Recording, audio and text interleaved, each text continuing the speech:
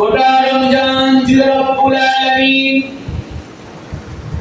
তার বান্দাকে ক্ষমা করার জন্য আল্লাহ রব্বুল আলামিন বিভিন্ন ইবাদত দিয়ে আল্লাহ পাক একটা প্যাকেজ করে রেখেছিলেন।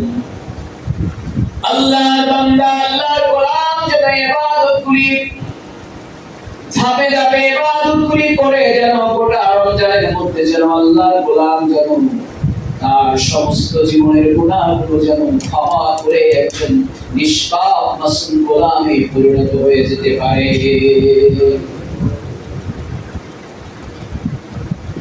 এর মধ্যে এক নম্বর ইবাদত হলো সিয়াম ছিল আমার ভাইরা। আমরা কিন্তু প্রথম রমজান থেকে অদ্যবধি পর্যন্ত আমরা সিয়াম পালন করতেছি, আর আল্লাহ আমাদের জন্য গোটা রমজানটা জুড়ে আমাদেরকে ক্ষমা প্রাপ্ত বান্দা বানাবার জন্য আল্লাহ প্রথম যে ইবাদতটা দিয়েছেন সেটার নাম বলার আওয়াজ বড় করে বলেন সিয়াম। তার নাম কি? সিয়াম। একটু আমার ভাইরা, যেহেতু রমজানুল মুবারকের শেষের জুমা, একটু মগজকে খোলা রেখে আপনি প্রেমকে খোলা রেখে একটু নেওয়ার চেষ্টা করেন আমার ভাইরা। আপনি রোজাটা কেন রাখলেন এবার একটু মিলান। এই কথাগুলো আমার ভাইরা আমি আগেও বলছি, আবার শেষের জুমায় একটু আপনাদেরকে স্মরণ করিয়ে দিতেছি। কেন? কারণ যেন আমরা শেষের দিকে আল্লাহ রাব্বুল আলামিনের কাছে আমরা যেন মাফ পেয়ে আমরা যেন পরিপূর্ণ মাগফিরাতটা অর্জন করে আমরা যেন শাওয়াল মাসের মধ্যে প্রবেশ করতে পারি।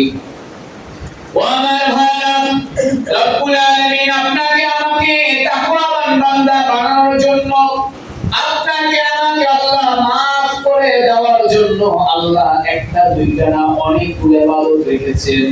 এর মধ্যে এক নাম্বারটার নাম হলো সিয়াম। দেখেন, এই যে আপনি রোজা রাখলেন, আমি রোজা রাখলাম, আমাদের পরিবার রোজা রাখলো, আমাদের ভাই বোনেরা রোজা রেখেছে। রোজার মাধ্যমে আল্লাহ রাব্বুল আলামিন আপনার জীবনের গুনাহগুলো আল্লাহ ক্ষমা করে দিয়েছেন যদি রোজাটা রোজার মতো আপনি রাখতে পারেন। বুখারীর বর্ণনা, মান সামা রমাদান ঈমানান ওয়া ইহতিসাবান গুফিরা লাহু মা তাকাদ্দামা মিন যামবি। জোরে বলুন আল্লাহু আকবার। নবী করিম সাল্লাল্লাহু আলাইহি ওয়াসাল্লাম বলেন, যে ব্যক্তি ঈমানের সাথে সাবে আসা রমাদান মাসের রোজা রাখবে, আল্লাহ পাক তার পূর্ববর্তী গুনাহসমূহ ক্ষমা করে দিবে। সুবহানাল্লাহ। এজন্য আমার ভাইরা, আমরা যে রোজাগুলো রেখেছিলাম সবটা রোজায় কিন্তু আমরা আল্লাহর সন্তুষ্টির জন্য রেখেছি আমার ভাইরা।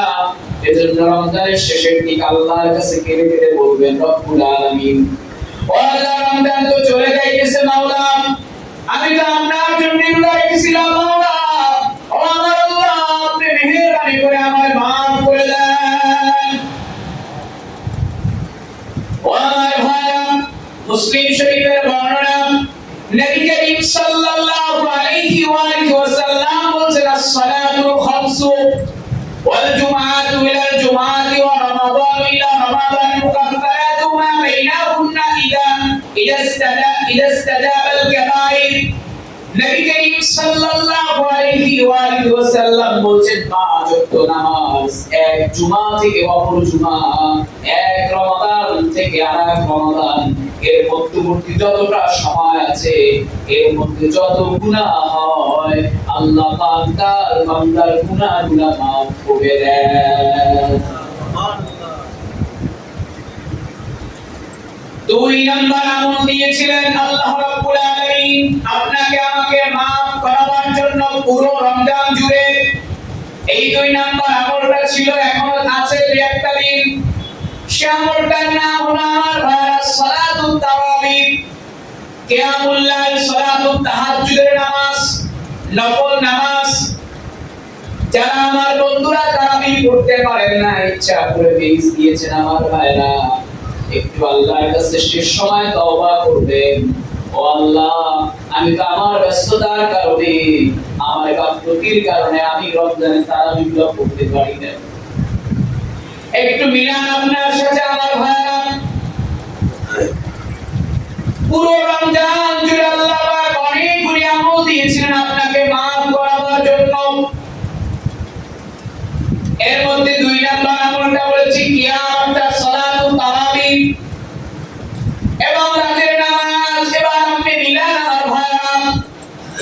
আপনি কত রাত তারাবি পড়েছেন আর কত রাত তারাবিগুলো বাদ দিয়েছেন আমার ভাইরা। এমন তো হতে পারে আগামী রমজান আপনি পাবেন না। তাহলে আমার ভাইরা সামনে যে এই কয়টা তারাবি আছে আমরা কি বাদ দিয়ে ওরা পড়বো? নবী করিম সাল্লাল্লাহু আলাইহি ওয়া আলিহি ওয়াসাল্লাম বলেন সূরা তিরমিজির বর্ণনা, মান কামা রমাদান ঈমানান ওয়া ইহতিসাবান গুফিরা লাহু মা তাকাদ্দামা মিন যামবি। আমার ভাইরা প্রত্যেকটা আমলকে মিলাবেন। আপনি হাদিসগুলোর মধ্যে আজকে খেয়াল করবেন, আল্লাহ পাক আপনাকে রমজানুল মুবারকের যতগুলো আমল দিয়েছিলেন, আল্লাহ পাক প্রত্যেকটা আমল দিয়েছিলেন আল্লাহর বান্দা যেন মাফে মাসুম হয়ে যায়। নবী করিম সাল্লাল্লাহু আলাইহি ওয়া আলিহি ওয়াসাল্লাম বলেন, যে ব্যক্তি রমজানে তারাবির নামাজ পড়বে, আল্লাহ রাব্বুল আলামিন তার পূর্ববর্তী গুনাহসমূহ আল্লাহ পাক তার সকল গুনাহ মাফ করে দিবে। এখানে আমাদের কথা আছে না ভাইরা? وما ভাইয়া সূরা নাসাঈর বর্ণনা, ইন্নাল্লাহা তাবারাকা ওয়া তাআলা ফারাদা সিয়ামা রমাদান আলাইকুম ওয়া সানানতু লাকুম কিয়ামাহু ফামান সামাহু ওয়া ক্বামাহু ঈমানান ওয়া ইহতিসাবান খারাজা মিন যুনুবিহি কওমিহি ওয়ালাদতুহু উম্মুহু। আল্লাহ তাআলা, আল্লাহ নবী বলছেন, আল্লাহ তাআলা তোমাদের উপর রমজানের রোজাকে ফরজ করেছেন। নবীজি বলছেন, আর আমি কিয়ামুল লাইল অর্থাৎ তারাবির নামাজকে আমি তোমাদের উপর সুন্নাত করে দিয়েছি। সুতরাং যে ব্যক্তি ঈমানের সাথে সওয়াবের আশায় রমজানের কিয়াম এবং সিয়াম আদায় করবে, সে ওই দিনের মতো নিষ্পাপ হয়ে যাবে যেদিন সে তার মায়ের গর্ভ থেকে দুনিয়ায় আগমন করেছিল।